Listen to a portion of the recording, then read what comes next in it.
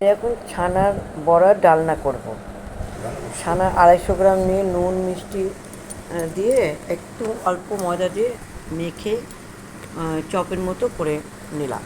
নিয়ে কড়াইতে তেল দিয়ে একটু লালচে করে আমি ছানার বড়াগুলো ভাজলাম।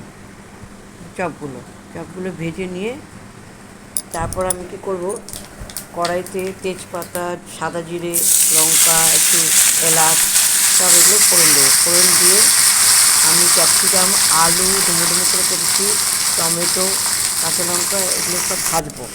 একসাথে করে ভাজলাম, একটু লালচে লালচে করে ভাজবো।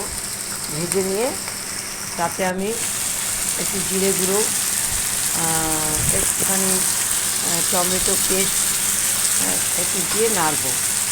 একটু নুন মিষ্টি তো দেবই, নিয়ে নাড়বো। বেশি ঝাল হলে ছানার ডালনা খেতে না ভালো লাগে না।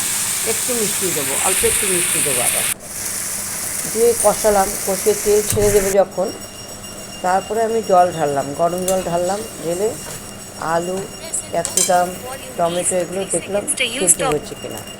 একটু সেদ্ধ হয়ে গেলে তারপর আমি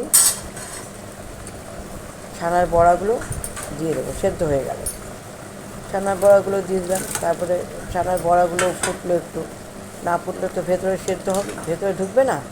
ওইটাও সেদ্ধ হলো। দেওয়ার পরে নামানোর আগে আমি কী করব, ঘি একটু দেবো, আর ধনে পাতা দেবো, একটু গরম মশলা দেবো, দিয়ে একটু বাদে নামিয়ে নেব।